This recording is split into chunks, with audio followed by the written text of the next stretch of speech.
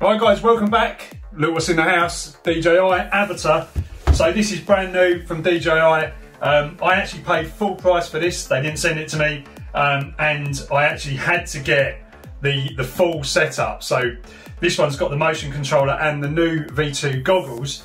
Unfortunately, I would have liked to have just bought the drone because I've already got a controller and I've already got some goggles as well. I kind of want to see what the new goggles are like anyway, so I just, yeah, pulled the trigger on the full kit. So this drone, the reason why this is interesting to me, having flown a lot of FPV stuff, is the fact I was just about to kind of put together like a sort of cine week type thing with a really good camera, because the last sort of FPV stuff that I've put on this channel was my little trip to Cornwall, and the camera, I was recording DVR, that DVR footage in that video was actually just recorded from the goggles, like it's DVR footage. So, you know, you get the breakup, you get, you know, it's not great quality, it's not even 1080p, actually.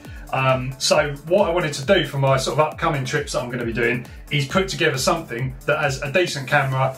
Probably the only way to do it really is to have like a GoPro on the top, and then you get access to the stabilisation. Obviously that means it's heavier and you need to kind of pile in, you know, maybe just build a bigger drone full stop. But this is what I've been using, it's the Emax Tiny Hawk, and I've just been using the camera on the front to capture the footage, and it's, you know, it's kind of fine, but it would be nice to have something proper to get some even better footage. So on comes the DJI Avata. So they've kind of just almost like dropped the DJI FPV, which I also had and sold because it's just too much of a beast. Like, you know, it's too big, it's too cumbersome, propellers are large, it's quick and fast and an amazing bit of engineering, but the problem is you can't really fly it anywhere. It's dangerous, the props, you know, are like right there. You hit anything, it's going to be, you know, curtains, and the whole thing's going to smash to pieces and you won't be able to repair it. So I just thought, you know what, I'm getting rid of that and focus more on my sort of like home self-built stuff. And then DJI come along with this. Every time I think I'm done with DJI, they just basically just roll something new out. So yeah, anyway, let's get a look inside and see what's happening. So there's two boxes in here.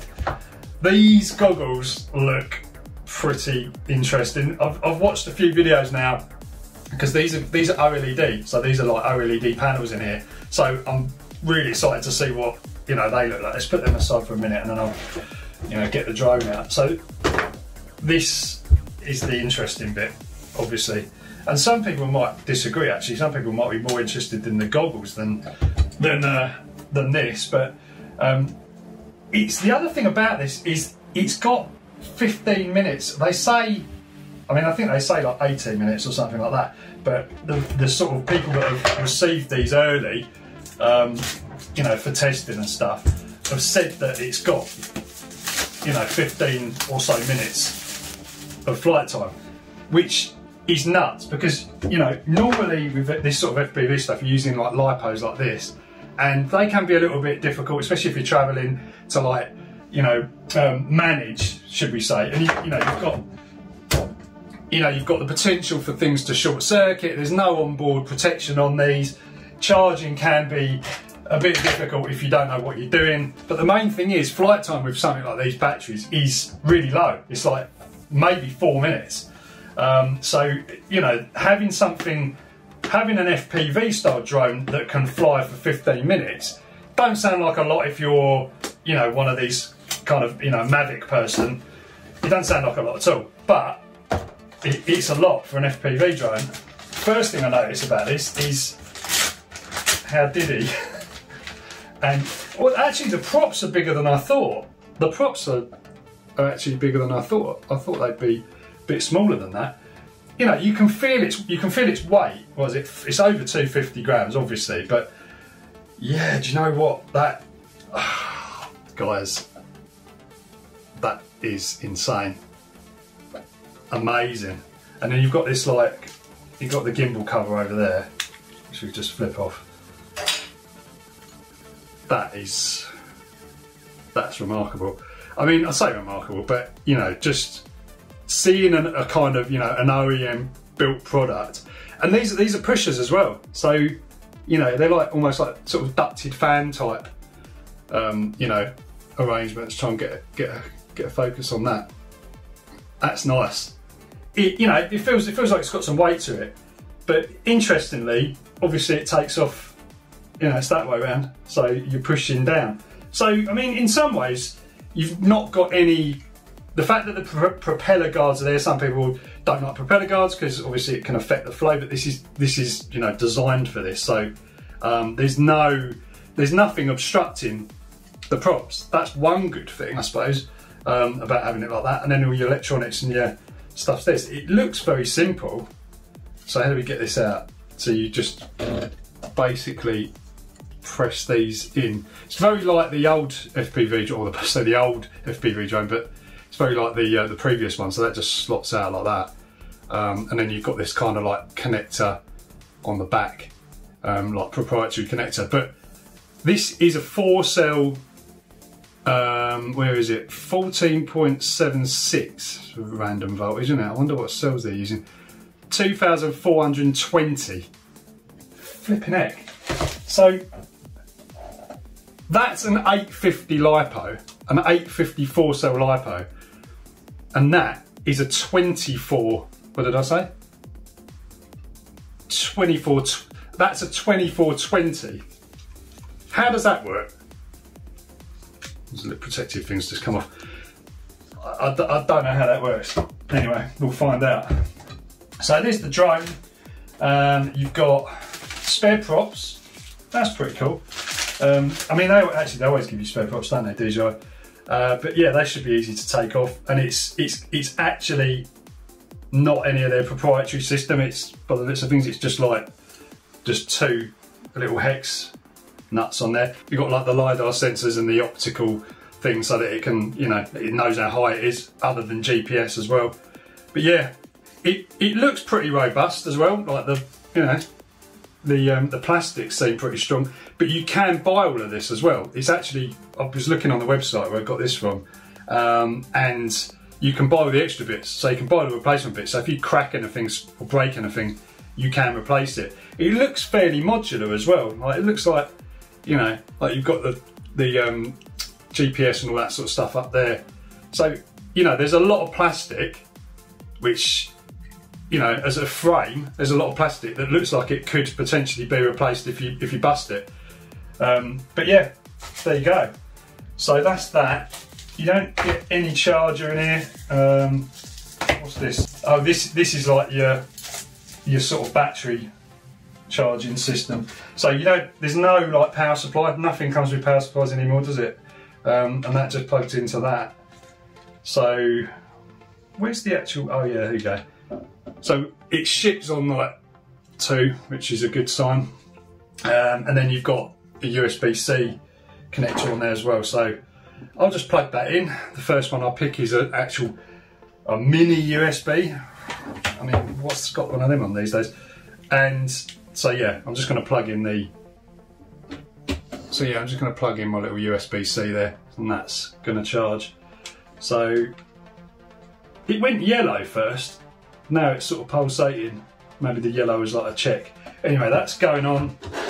We'll get that charged up. I'll put my gimbal protector back on. But yeah, interesting, isn't it? It's just how things have kind of moved on and changed. As I say, it's like they know what they're doing. You know, this is definitely like, I fly more stuff like this than anything else now. I don't fly Mavics. I don't fly big stuff. I don't really do that. I just fly smaller stuff, you know, like that. And hopefully now, like, this is going to be good. The camera is meant to be really good as well. You know, better than GoPro, they're saying. But the reports that I've seen have said that, you know, there's no need for a GoPro because the quality of the camera is very good, and you've got stabilisation built in, but also you've got the gimbal, which you don't have on an FPV drone. That's the point.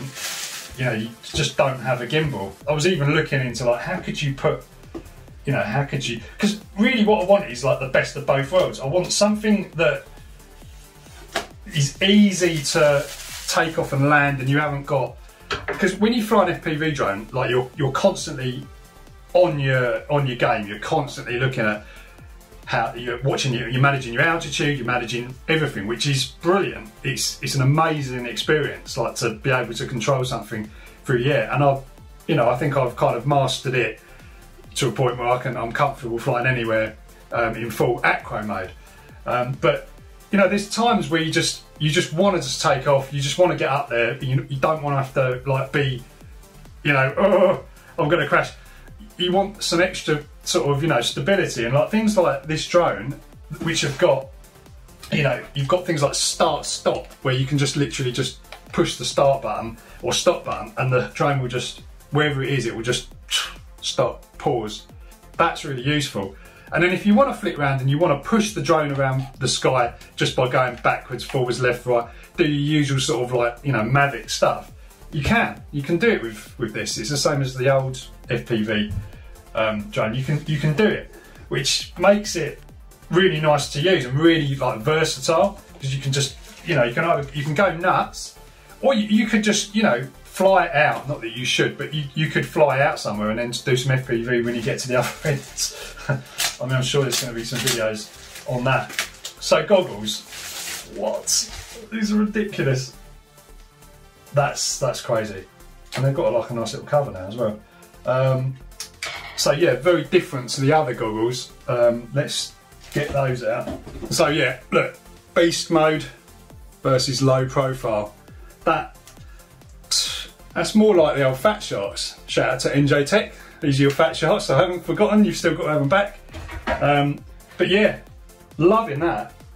There's actually not a lot of, as it is, just doing that, there's not a lot of light leakage at all, which I've found difficult inside. There's no light leakage at all.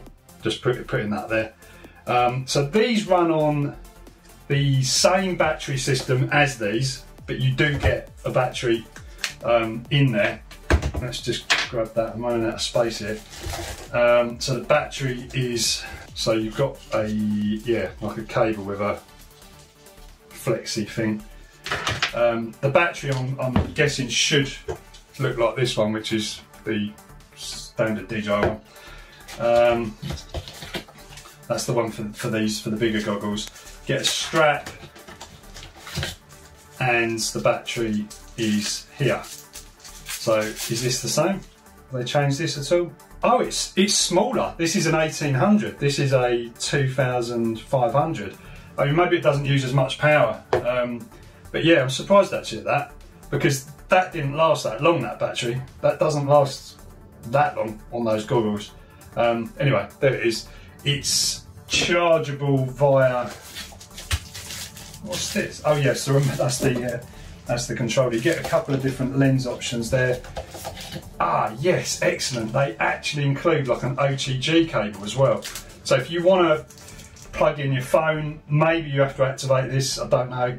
I was fumbling around last night before this turned up to see if I could find my OTG cable. OTG cable goes in one side of the phone, and then you can just use a normal USB lead to connect to the goggles or the remote controller, and then that allows you to use the app, which this does work with. Not all of the features, like things like follow me and stuff like that, won't work on the app, but it gives you the app screen, and it gives you all the telemetry and everything on the screen. So that's pretty cool. You could have one person wearing the goggles and the other one looking at the phone screen.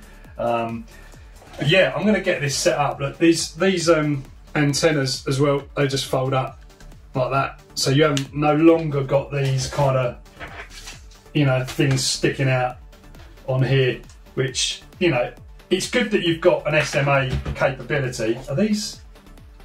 Yeah, no, you're not able to change the antennas on this, nor would you really want to on goggles like this. But I don't think the range is quite as long on this system. I don't think the range is as long, but especially not in CE mode. I think that there's been reports that the range is lower, a lot lower than you'd like on CE mode. But there are ways of making this go into FCC mode, which you shouldn't do. But for safety, I mean, you know, it's definitely something to consider. So this, I think, is like a touch screen as well, not touch screen, a touch panel on there, which you take off that, it says touch operation area. I don't know how you turn these on. Oh, they'll probably just come on actually when you plug in the thing. Let's just try that and just see. So one end goes in, sorry, not the USB end, what am I doing?